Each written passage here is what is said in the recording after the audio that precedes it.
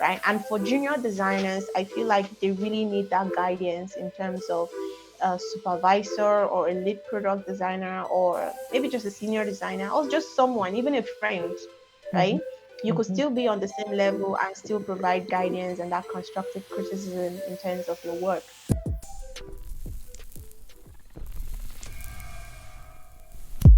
It's good to have you here on the podcast. So people listening, welcome to the pod. Today's episode is with Cynthia. Cynthia, please pronounce your surname. It's Cynthia Caxton. Are you from Nigeria? It's like it's not an average Nigerian name that you. But of course, I am. It's an English name, does not necessarily have a meaning, but I'll tell you that the first printer in the world was William Caxton. So, Oh, did you Google that? yeah. Did you Google that yourself? No, actually, my dad told me. That's I like this is mean, like I have like a bunch of people asking me the same thing you just did. So, exactly. It's like a very, very obvious conversation starter anytime you like pronounce it. Like, yeah. I know, right? So I've been calling you Anastasia or Sunflower. At least that's how I Mm-hmm. refer to you, my doctor, or my message. Like Mm-hmm. Anastasia is also part of your name. It is my middle name. Hmm. So you have Yeah. Caxton, Cynthia, Anastasia. Anastasia. Yes, although I don't use it in any of my documents, obviously. Mm-hmm. Mm-hmm. So, but yeah, at home, yes. So what's are you Igbo? Delta? Like what? No, I'm from the north, so Ah, so yeah. what's your northern name? No, I wouldn't like to disclose that. Say it now. Like it will change. It will change anything. Nobody will start calling you that all of a sudden. Well, at least it'll be interesting to know. No, Okay. Okay. nah, that's for you to find out. Hey. Okay. You start seeing social Yeah. person build your LinkedIn. You just know that you are the one that sent us on the wild chase. Well, you are welcome to try. Yeah. So like, tell me, how long have you been like teaching design, right? Okay. And Okay. okay, just let's start from there. Then we'll reverse back to like other very interesting stories I have here. Okay, so I've been teaching and mentoring for 2 years now. I started in early 2021. Yeah, I Mm-hmm. think in February or thereabouts. I cannot really remember the exact month, but it was in the first quarter. So 2 years now. I've been teaching for 2 years. She's just by the way, your voice is chill. Like your voice is very chill. It's it Thank brings you. it brings this like this chilling environment where you're like I'm just here to listen, that kind of thing. Yeah. So, Thank you. well, for the fact that you've been teaching design, how does that affect you and your daily routine with work and teaching? For me, at first, I started as an opportunity to learn more, to grow, because I mean, when you teach, you never, um, you keep learning. Mm-hmm. So that was it for me. I wanted to give back to the community. And at first, I wasn't sure, of course, because I had about just a year of experience, Mm-hmm. right? And I'm already having an opportunity to teach. That's a big one for me. I was scared that maybe I might not even be able to impact anything on the students, or do I even have anything to impact? But still, I think the hardest thing is to start, right? So when you start, you're able to just go with the flow and just vibes and all that. But for me, I think it was time for me to organize myself, because I know that teaching is something I really love, right? Mm-hmm. And that realization dawned on me after my first teaching gig. And I'm like, I really enjoyed this and I want to do this on the side, right? But I had a full-time job and I was working in a fast-paced company, which means I don't have the luxury of, you know, just lounging. But I needed to do and think on my feet. So I had a fast-paced job, and I had my teaching gig, and I was still learning because I mean I just had a year experience as of then. Mm-hmm. So how do I then combine all this? I leveraged on what I already have. which is I love my job. I love what I do in terms of product design, in terms of UX design. I love what I do. And I was teaching. So now the thing is, as I teach, I learn. I was leveraging on that big time, right? I just wasn't teaching to say, okay, I know it all. No, I was making research, spending like the entire night. For example, if I have a class, I would, spend the entire night or the entire time trying to, balance my curriculum, my content, and all that. Make research verified. And I also had a very helpful mentor who, was able to put me through in terms of work, because that was my first work environment, official Mm-hmm. work environment. And I needed that balance to say, okay, I am serious. I really need this job, but I also love teaching. So I was able to balance them with organizing myself, learning on the go. So as I teach, I am also learning. My memory is fresh, which means I can always, use that for my full-time role. And yeah, I think that was it for me. It just became a thing, and I was able to balance all three at once. Did you at any moment feel any sort of imposter syndrome? Like you're teaching people something you are also learning, right? So you're teaching them what you already know. That's the aspect you teach them. Mm-hmm. Did you feel any sort of imposter Mm-hmm. syndrome, like, maybe I teach this guy something wrong, that kind of thing? Yeah.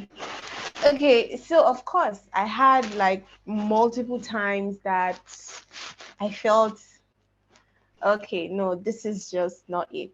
It might just be that I'm deceiving myself and I'm deceiving people who are listening to me, because I mean, Mm, 1 year of experience, exactly. what would I possibly know that I would impact on people?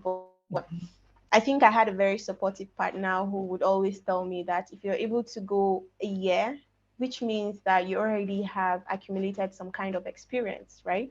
And be it you're teaching beginners, you're not teaching advanced students, and you know your stuff. So why not learn more, so that as you're teaching, you're also learning. I felt that important imposter syndrome. It wasn't easy to shake off, right? Because you see some of the students asking you like really terrible questions that sometimes if you stand, you would not be able to answer them on the spot. But I'm really, really lucky that on my end, I am a strategic thinker as a UX designer. So the moment you shoot me with a question, I'm already on my feet thinking of responses, thinking of how to put one and two together. And Mhm. I felt like that was a superpower, and I encouraged myself, right? I tracked my progress. And in a while, I was like, damn, I've gone so far, and this is really worth it. So, encouraging myself, having a supportive partner, having a mentor, these are the things that always, help me when I feel like I am not good enough. The idea of, having a mentor to guide you. Mm-hmm. Now, Mm-hmm. was that hard to find? Like having a mentor, was that something that was hard for you to find, or did that come easily? Because people on Twitter often say, finding a mentor these days is hard. I don't know. For you, was that like your experience? No and yes, right? Mhm. So my mentor is the person who taught me product design, UX design, right? So I just talked to the guy. I just Who's the guy? said, Is this "You're someone you going to know? be my mentor." I honestly don't know. I am not. Not I saying don't name. know if it's okay. I don't think so. Okay, okay, it's fine, it's fine, it's fine. I don't think so. Yeah, if anybody wants to know, they can, message me personally. And Okay. sure, I would, because he actually do teach. So, I mean, free publicity for him, but he's really a cool guy. So he taught me when I started out, and it was difficult for me to interact with people, right? Mhm. Like the way you just go to Instagram, or you go to LinkedIn, or you go to Twitter to say, oh, hey, I want you to mentor me and all that. No, I didn't do that. Of course, I had people who I really like their work, and I follow them silently, in terms of updates, in terms of what they're posting. Some of them are actually not even product designers, right? Mhm. An example is Timi Bajuru. She actually do help her post actually helps me overcome my communication anxiety when it comes to talking with people. And with the line of work that I'm in, you're always going to talk with people, always Yeah. present your work. So, yeah, she actually did help with her post. I mean, I've never actually even contacted her for almost 4 years that I've known her. So, I've never contacted her, but her post, updates, and all that. Yeah, I also have some senior designers that I actually follow their work, maybe before they even became senior designers and all that. Mhm. So, but this guy, I just had it in my mind. I'm like, guy, you're going to be my mentor. And he started laughing. He started laughing. And, little by little, if I have issues, I go to his DM, he responds and all that. And we started building this rapport. And we are still good. I mean, after 3 years, we're still good. Hey, that's good. That's nice. Yeah. So, like, how did you come about like being into product design and then finding this mentor? Like, how did you story before the mentor now? That's what I'm going back for. Okay. All right. So let's do a reverse back to Yeah. when I just started out in Mhm. tech, right? 5 years ago, I joined tech 5 years, 5. officially 5 years ago. Yes. Let me guess. Let me So, guess. Let me take a um, wild guess. Let me guess. You were coding before. okay, I was Yeah. coding, no, Wait, at wait, all, wait, far wait. from it. Okay, let me guess. You were writing. Yes, Uh-huh. Okay, now and no. continue. Ah. Yes and no, but so yes, in a sense where yes, I was a writer, right, but not on the official like I don't have a full-time role as a writer, but I was Okay. doing it on the side. So I think after my national diploma, I was doing my industrial training, right, with Mm-hmm. NITDA. That's where everything started. Oh, I know that office And in Abuja. yeah. Yes, so they had like a lot of young people who are, into tech. They have like this ecosystem of young students doing Mm-hmm. IT, engaging in projects. And I was lucky to have a very good director who I was working under who really, really encouraged me to, work Mm-hmm. towards being in tech, whatever aspect it is. He was very supportive. And I think I at some point I picked up coding, started HTML because I mean, without a proper orientation, when you think about tech, you just think of coding, right? Without a proper orientation. So that was it for me. When I started out, I was like, okay, I want to be a badass hacker. I want to, go into systems, do and all that. But unfortunately, that was not my thing. I started out actually learned HTML, CSS first. I did some projects on it, and then I moved forward to Python. I started, learning how to code in Python. For it wasn't it, and it was really discouraging, right? And my partner was like, "Okay, the thing is you don't have to learn everything, you don't have to find what you want now, just keep learning whatever you actually eventually like, whatever sticks, definitely one is going to stick, right?" And I thought about it and I was like, oh, okay, I can keep on learning plenty things as long as I'm in tech, right? So there are a lot of things to do. And so what I did was I leveraged on my writing. I write leisurely. I write on the side. So I mean, I'm a creative thinker. I do lots of writing. So why not? And then I moved towards technical writing. So I did get a job in technical writing where I was just helping out in the office. It wasn't something serious. So I Yeah. started Yeah. researching on, okay, how can I do better? And I stumbled upon UX writing.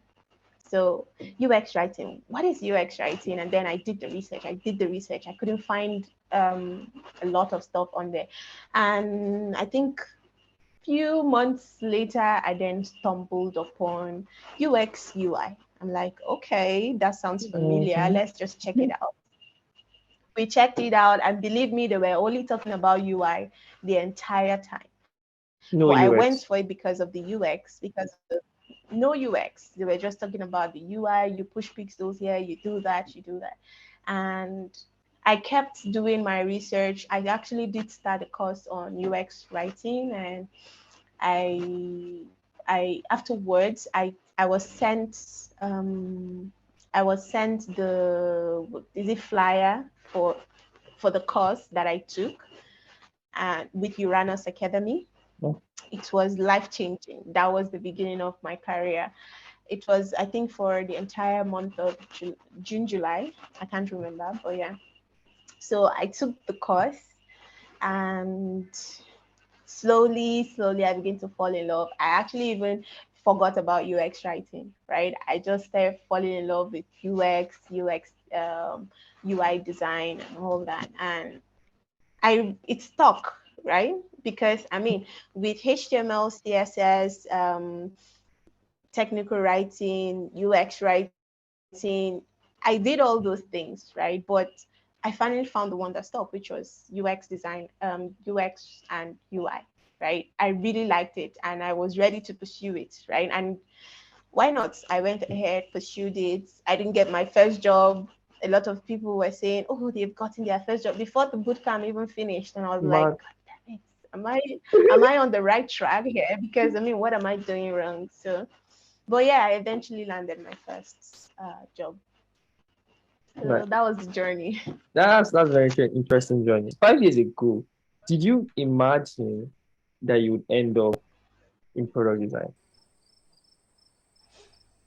Okay, so no and yes, You could right? imagine that you would be here 5 years ago Of course, not in product product. design. No, no, no. Of Okay. course not. Okay. No, maybe a badass hacker, yes, Nice. but not product. Of course, not product design. No.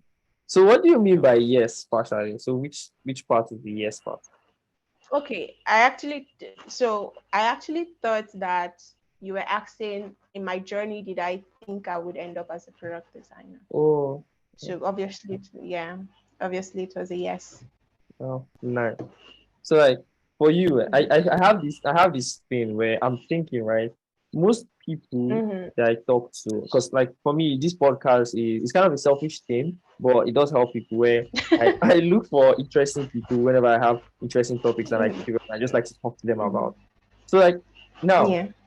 is research, I feel no, I feel writers make good Mm-hmm. researchers because most people I've been talking to, like some of them have had experience in writing, and like when you now Mm-hmm. talk like towards the UX aspect of it, they come out to say things that are really interesting and they are worth thinking twice about. Do you think so? Mm-hmm. Do you think you have like a very core UX skills because you were a writer? So, okay, you have me on a tight spot right now. Yeah, So, I know. uh, so not necessarily, right? Okay. I feel like what makes you a good UX researcher is your curiosity, right? I mean, if you're curious enough to want to know what is happening, why that thing is happening, or how can you help, where is it happening? I'm 100% that you're going to be a badass UX researcher. But the truth is, as a researcher, you would have to do a lot of documentation in terms Mm-hmm. of processes, in terms of findings, in terms of synthesizing data and all that, right? So you get a plus. It's a plus, right? If you have a writing background, because as a writer, you have that whole world of your own where you are allowed to express yourself, right? And that if you leverage on that, it's going to actually help you in terms of documenting your work, your process, storytelling. I mean, storytelling is really key. So yes, it's going to help you if you are or if you were a writer previously. So it's a skill that you can leverage on, and it's a transferable skills into UX.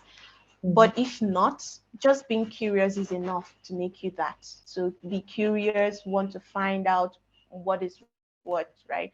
And pushing yourself to be a better researcher. I feel the reason why that thought came was like, as there was a time where I was writing for a certain Mm-hmm. blog for a friend. It was like 2018, right? And in Yeah. that time, what I did mostly was I researched the hell out of every single topic. So she's like, I should write about a certain artist that just released an album. Mm-hmm. So I just go and Yeah. I check the artist album, check the features on the album, check the people they featured, check about them before I now come up with like a very Mm-hmm. short piece. So that's where like that line of thoughts came from. And they were like, Mm-hmm. UX research. Yeah, it's a transferable skill. It's interesting. So in Mm-hmm. terms of communication, have Yeah. have your communication with people been different? Like, so as a UX researcher or a designer, Yes, of course it has, because I was mandated to, speak a lot. how do you battle that? Yeah. Not being someone who speaks a lot and then transitioning into being someone who speaks a lot. It was really stressful. I felt, do I really need to learn how to do this thing, or should I just go back to my comfort zone and just relax? But I mean, it was a personality that I needed to do away with. I mean, I'm still a quiet person, right? But Mhm. when it comes to my work, I'm very vocal, because if I'm not vocal, then my points or my work is void to some extent. Yeah, So, like I said, I had this lady, Timi Badru, yeah. on LinkedIn. She's a public speaker, I think, and a lawyer. But I think one, yeah, but she's a public speaker. So she always posts about, talking in public, tips that could help you, posting events that she've talked at. And I was uh, low key stalking her page, trying to see how can I help myself. And I was having mock reviews, With right? people.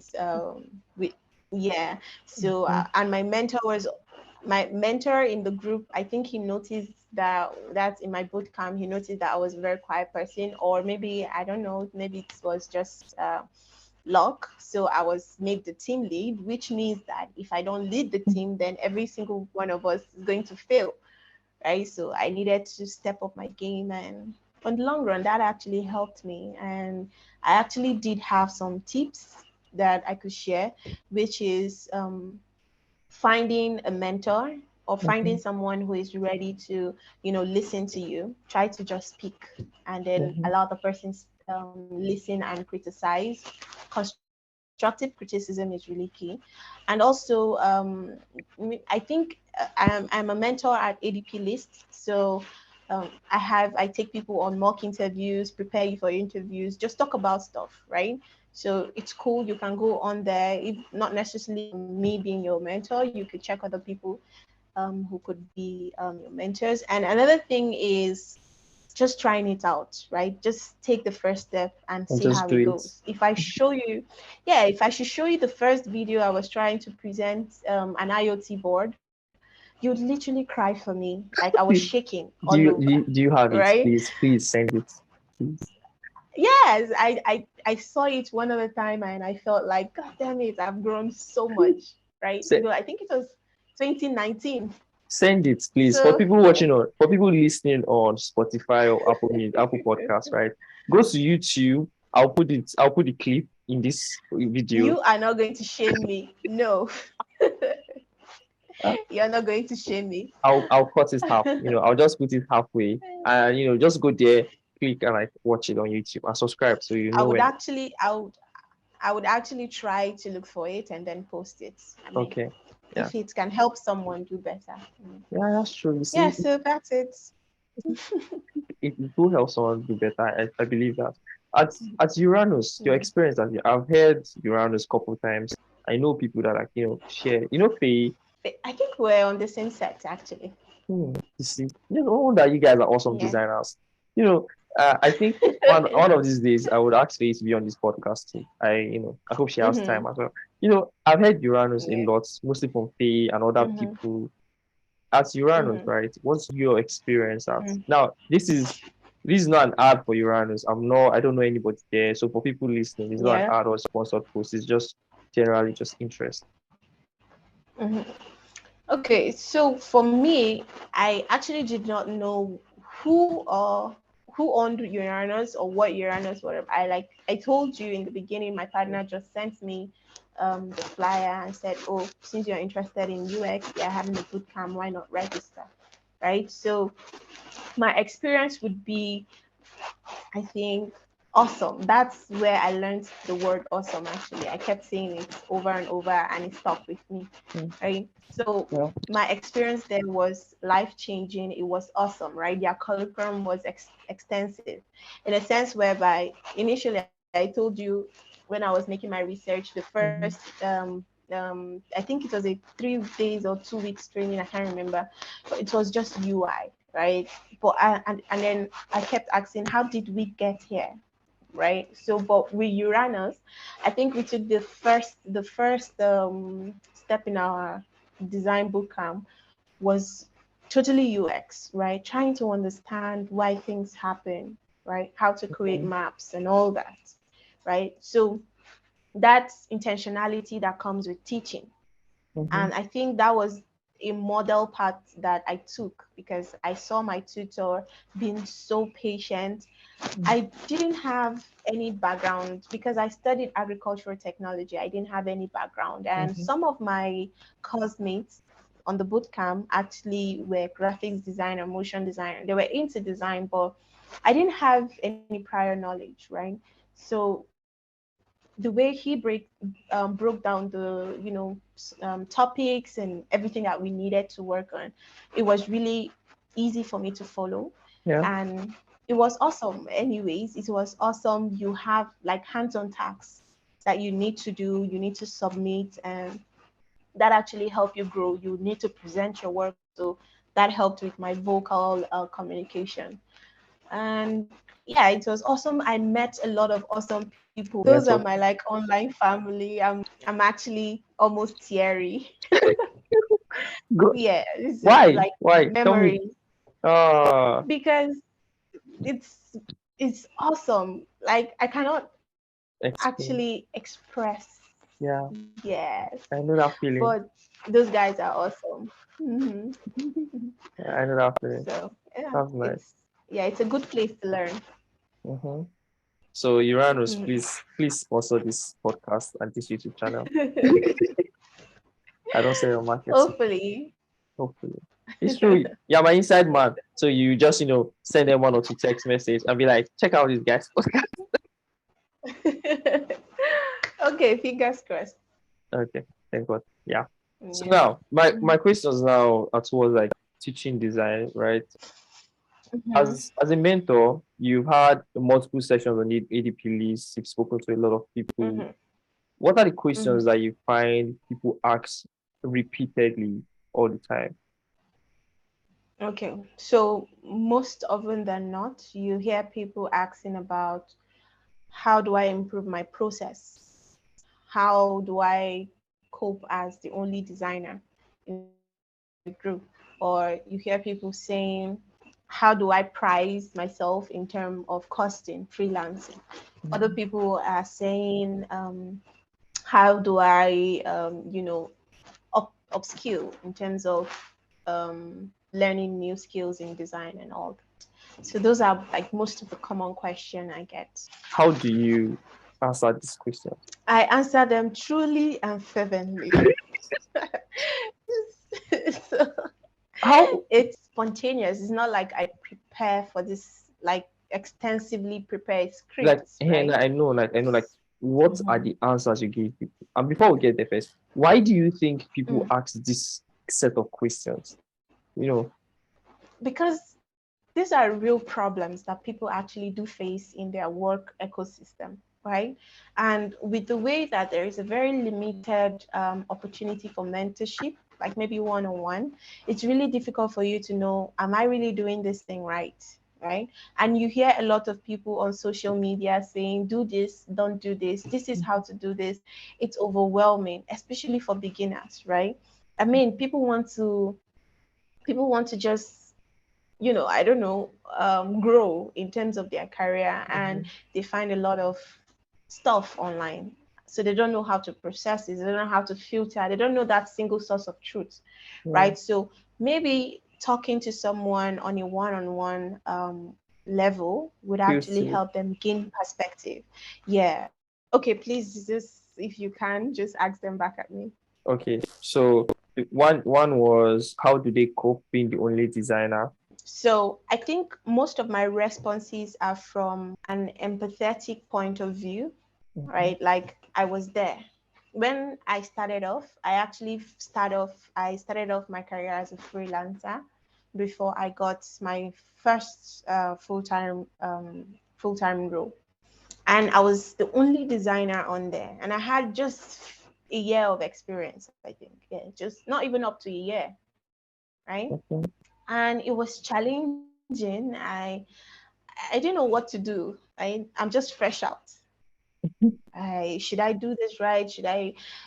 I don't know what to do. So it's actually a problem. You might be doing like awesome designs, dishing out, and they're like, oh, this is nice. But then deep down, you know that you want something more, right? And for junior designers, I feel like they really need that guidance in terms of a supervisor or a lead product designer, or maybe just a senior designer, or just someone, even a friend, Mhm. right? You could Mhm. still be on the same level and still provide guidance and that constructive criticism in terms of your work. Yeah. But the issue here is that a lot of people feel like they need more. There is a certain expectation that comes with being the only designer. So I feel like the answer to this would be for you to just trust the process, right? And also speak to people. So, for example, if you're working on a project that does not necessarily have an NDA, you could, share it with a mentor or a friend and ask for their guidance. You might not give them all the information, but you could just like, ask for help, right? Yeah. And the other thing would be to prepare yourself. Preparing yourself means using some tools that would guide you in terms of managing your time, because you would just drown yourself in work, especially when you're new out, you just want to deliver, right? Mhm. So it's okay, try to get some break, get a project management tool that would help you in terms of time, in terms of task organization, and all that. And also listen to podcasts if you can. So it's really not my strong suit, right? But some people Mhm. do like podcasts, right? Yeah. So, I mean, there are a lot of podcasts that you could check out and read a lot. Reading actually do help, right? A very good place for you to learn is the Nelson Norman group. They Yeah. actually do have awesome articles there. Um, Career Foundry, Medium, you can get awesome articles on there, although there are a lot of writers. So Yeah. I'm not promising that everything on there is true, right? Mhm. Then you have AJ Smart. AJ Smart has a YouTube channel, awesome. More easy. There's this my favorite YouTuber on UI design, Misco. I think it's Misco. Oh, everybody loves Misco. Who doesn't love Misco? Yes, everybody loved Misco. So Misco was like, I know he wouldn't know this, but we are 5 and 6, best of friends, best of buddies, because what Misco has taught me is really awesome. Like it has for when I started, Mhm. it was what I needed, right? Yeah. So read articles, watch videos on YouTube from maybe specific channels. Also speak to friends, speak to mentors for constructive feedbacks, and trust the process. Organize yourself in terms of time and task, and also take Okay. a break. Okay. Yeah. So you mentioned trust the process, right? Yeah. Mm-hmm. One of the questions that people ask you rather is like, what process and what kind of Mm-hmm. process do they follow, right? So if you are trusting the process, what's your idea on that? So, okay, these are two different things, but I'll try to, Yeah. hold them together. So, trusting the process is for the designer is that you're new, right? There will come a time where you outgrow this situation, Mhm. right? So, trust that currently you're just facing that phase. It's a phase. You're definitely going to outgrow that. Yeah. In few months, probably you can make your case and then they hire another intern. So I mean, you have a helping hand, right? Or you might in a year move up to be an intermediate. You're no longer a junior, or you can move up to be a junior, but with levels, right? Mhm. So it's a process, right? You don't just know it all. You never actually know it all, but you don't just wake up and say, oh, I'm Odogo of design. No, it's a Yeah. process, right? So that's the process I was talking about for being the only designer. And then for the other question is what are the processes that they Yes. need to take, right? Yeah. So there's work process. I think it highly depends on your work environment, right? So if you're working with a standard company, they already have like a process in place for their design team. What's a If standard you're company? the only product designer, or sorry, What's a standard company? oh, okay, so before anyone comes at me, there are different kind of teams, right? You Okay. have hybrid teams, you have cross-functional teams, Uh-huh. etc. So if you're working in a cross-functional team, you definitely have, other people on your team like marketers, product designers, software developers, QA testers, and the likes, right? Uh-huh. So all I'm saying is if you're working in a big company that actually go through all the trouble of hiring a project manager, scrum master, QA tester, they already have a process, right? But Yeah. if you work in a startup or a small company that just have software developers and yourself, then you would have to, figure it out. How do I get work done here, right? So the Okay. process would, yeah, the process will vary depending on the type or the size of the company that you're working with, right? So, but in general, in terms of work, I think there are different frameworks as a UX designer that you can, utilize. You can use the design thinking process. You can use double diamond. It depends on the problem you're trying to solve, really. So there's no linear way of solving a problem. I mean, that's what I always tell them, right? So try to understand the problem first. What are you trying to solve, Yeah. right? If you have that already figured out, you define your problem either five whys or using the fishbone technique or using the WH questions, right? If you Yeah. figure that out, you should be able to know what framework works for you. Are you using the design thinking process? Are you using Lean UX? Are you using the double diamond where you have the conversion and divergence? It all Mm-hmm. depends on actually what you're trying to solve, right? Mm-hmm. So my advice always is to understand your environment. What vibe is your environment giving you? If Yeah. currently you don't know that, I would advise that you go with the standard design thinking process, right? So you adapt the agile methodology if you have enough time. If you don't Yeah. have enough time, then why not go ahead with the Lean UX, right? The more you Mm-hmm. keep talking, the more curious I get about the things you say. So, so and you Mm-hmm. another question that people normally ask you is about pay and charge. Now, this is Mm-hmm. a space where I generally don't like to talk about myself, especially on this podcast, because there is a Mm-hmm. lot of controversy around how much you charge or how much you charge and like all of that. But then you are at liberty to say what you feel, what you feel necessary, you know, Okay. how you answer this question. All right. So, scratch his beard.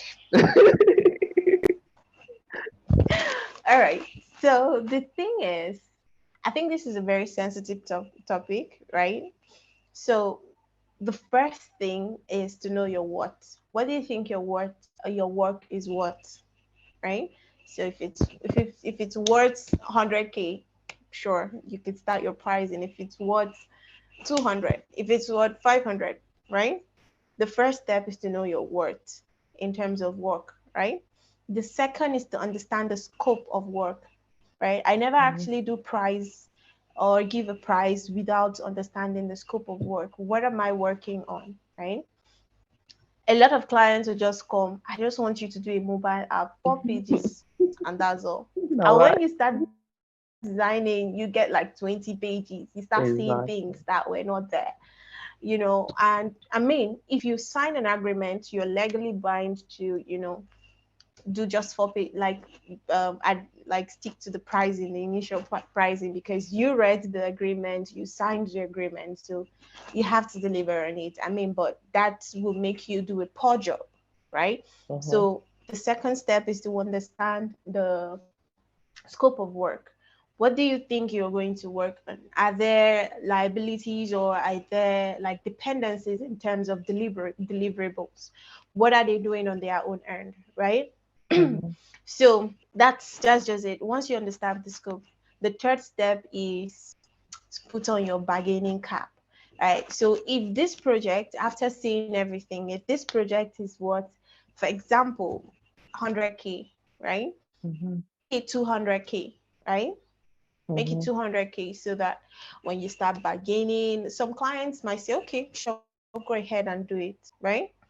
That means you have 100K more to yourself. You could, take yourself to spa, treat Yeah. yourself after the project and all that, right? Nice. You could feel cool, do the work, you know.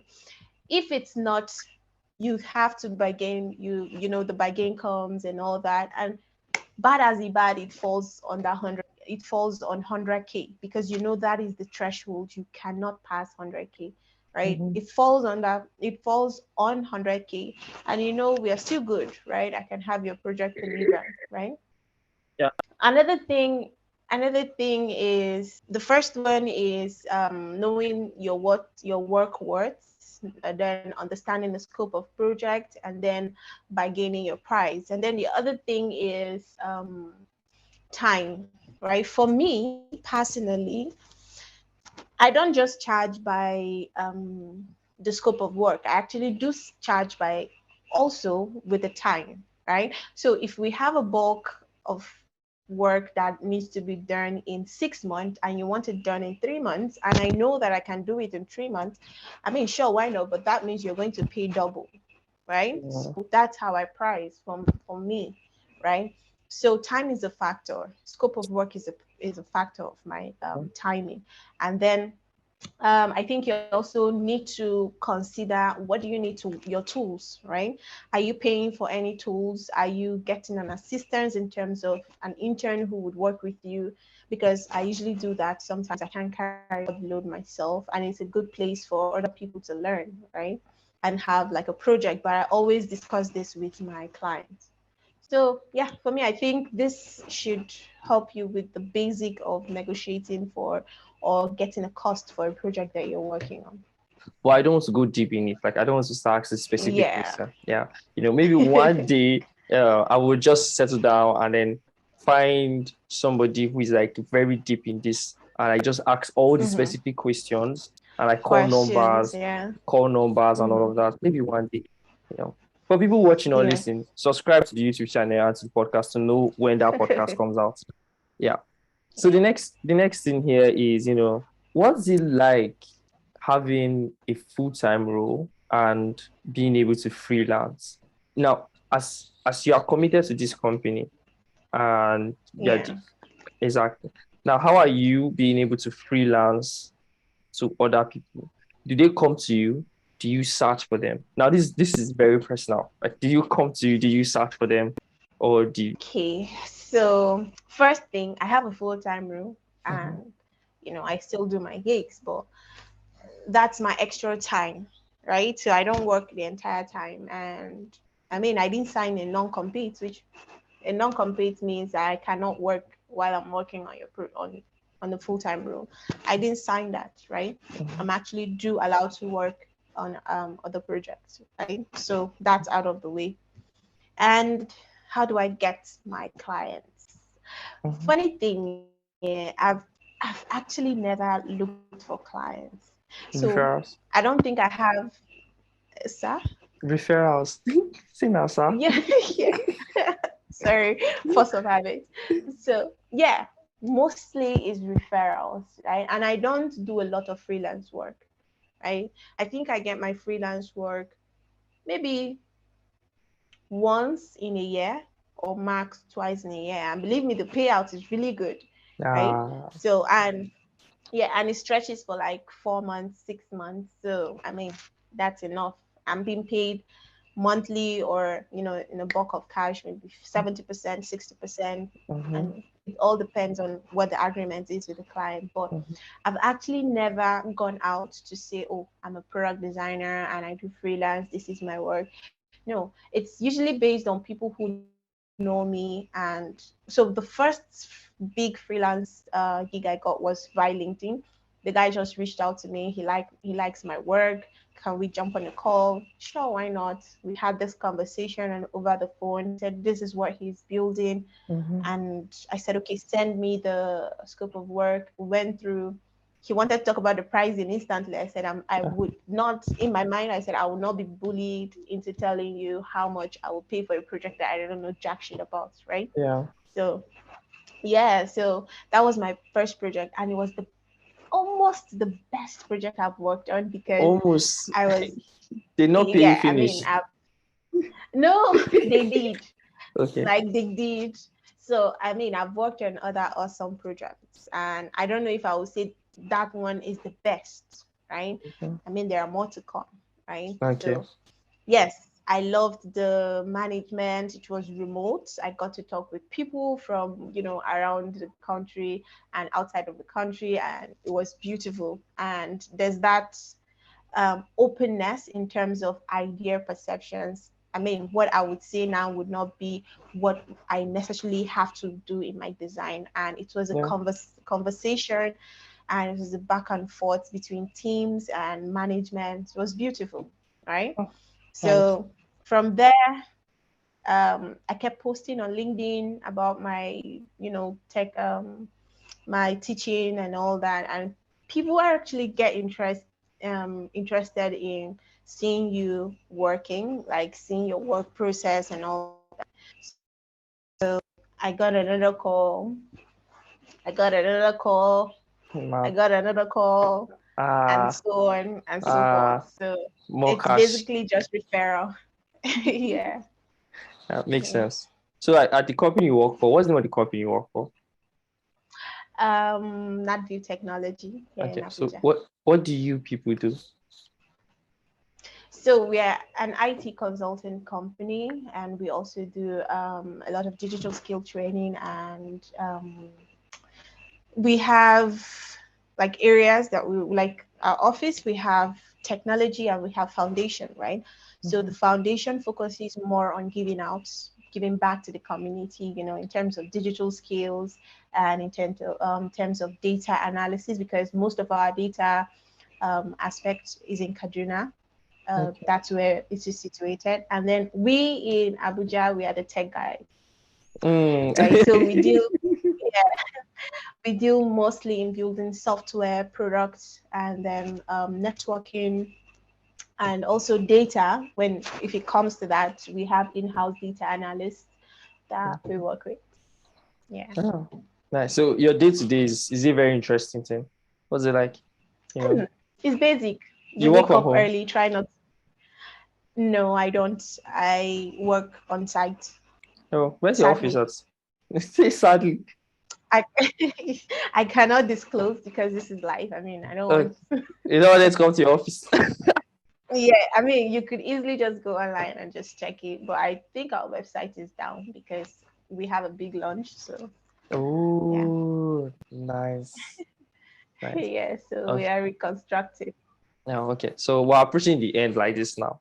If you have questions that Mm-hmm. are staring up in your head that you want to ask me, please start thinking Mm-hmm. about them. But like right now, I just want to find out more about you, like tools that you use. So like product management tools that you mentioned, right? Mm-hmm. What kind of product Mm-hmm. management tools do you use on your day to day? It could not be for design, it Okay. could be for other things. My go-to is ClickUp, right? Mhm. I've used Trello in terms of tax management, because I mean you have a lot of things that you're going to do and you don't want to get overwhelmed. So tax management, I use ClickUp, and I also use there's this app. for timing yourself. Let me just quickly go to my gallery and see. I don't think I'll be able to see it, but yeah. But in essence, what it does, it helps you keep track of your time. So you work for 25 minutes and then you take a 5 minute break, right? So you're mandated to take your eyes off the screen, right? And I also have a smartwatch, right? Usually tells me when I'm sitting for too long. So it just tells me to take a walk and all that. Mm. And apart from Figma, Adobe XD, InVision, I also use, let me see, I don't have all my tools at the top of my head, but um,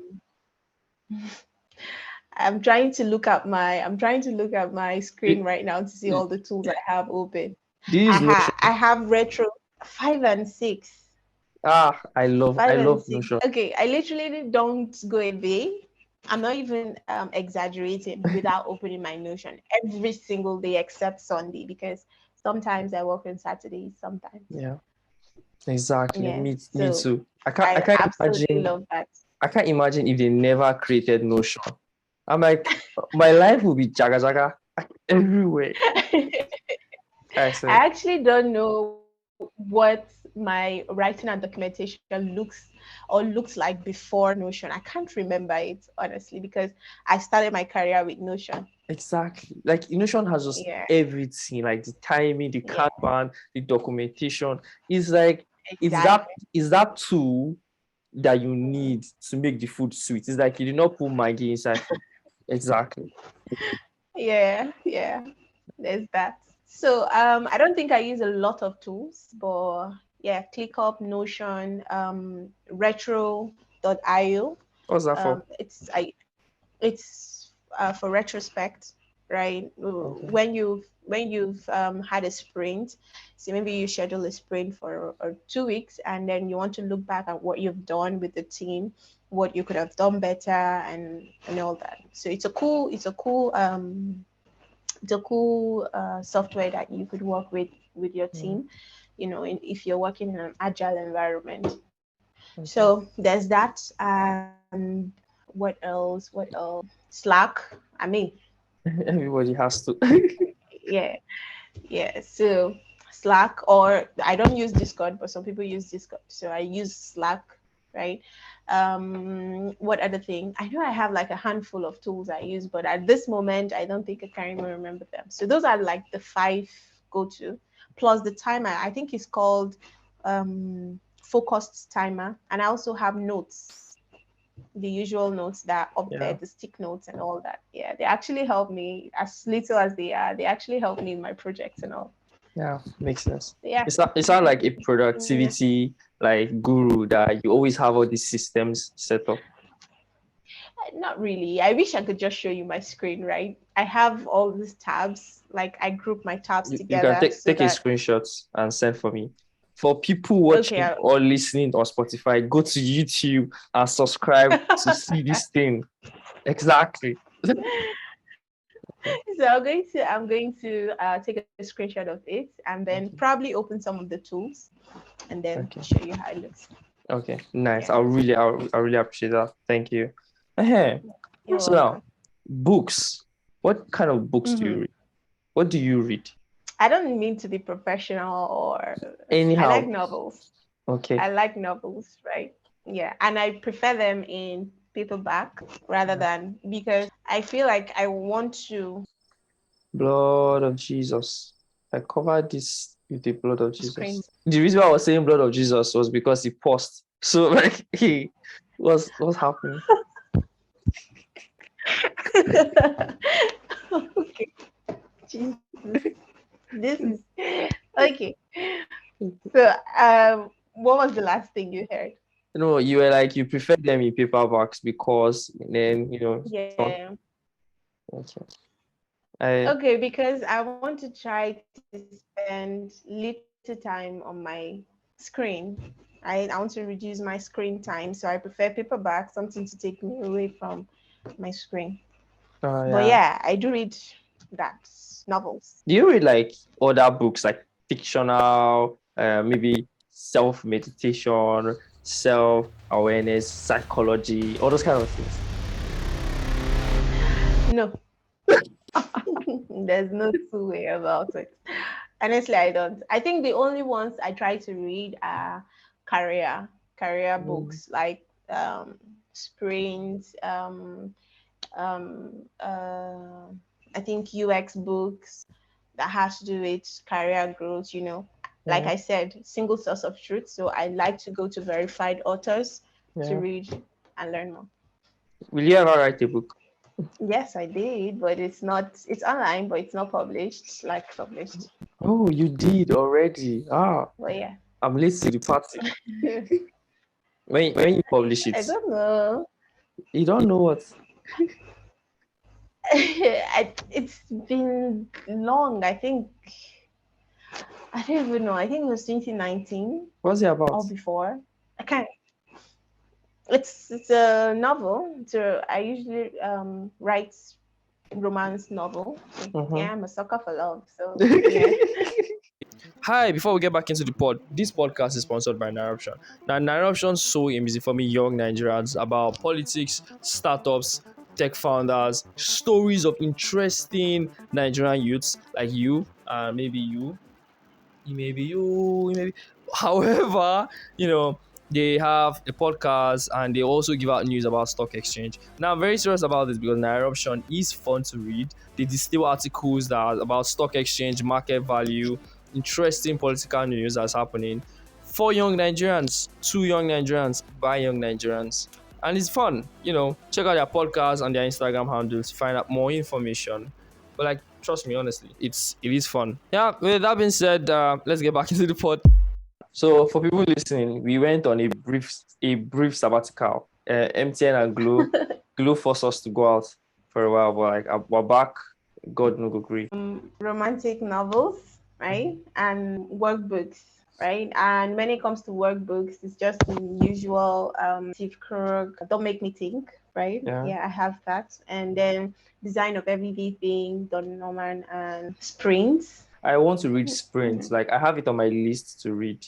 I think for Springs, I have it in soft copy. I'm not done with reading it. I think I started the first few 10 pages and then I got distracted. So, Oh. but I just read it once in a while. Is work related, Abby? Is this similar to the 4 hour work week? Do you know that book? No, no, I don't know the book, but yes, it's work related. In the future, do you still want to write Yeah, of course. for like So UX? when it comes, yeah, sure, I want to, of course. When it comes to work, right, I want to, especially the new role that I've just, got into, there'll be a lot of writing in terms of PRDs, in terms of stories, user stories, Yeah. documentation, and all that. It will need me to write. Although this time around, I'll not be doing leisure writing and romantic writing and all that, but yeah, I'll be writing, and in as much as I'm having that opportunity to pour out my knowledge Mm-hmm. on a paper by pen, I mean, I'm all for it. Do you write UX medium articles for the public? It's part of the things that I'd like to do this year, right? Okay. I already have like some on my content catalog on Notion, so hopefully I'll be pushing some very soon. Yeah, I saw your Instagram picture. So I'm saying this again. For people that are listening, I'm going to put a clip here on YouTube. And I'm just going to put it there for people to see and then give a link to your Instagram so people can go and watch it there. Hi, some people. Welcome to part 2 of understanding the interview stages. Previously, we talked about the first 3 stages of the hiring process, which are...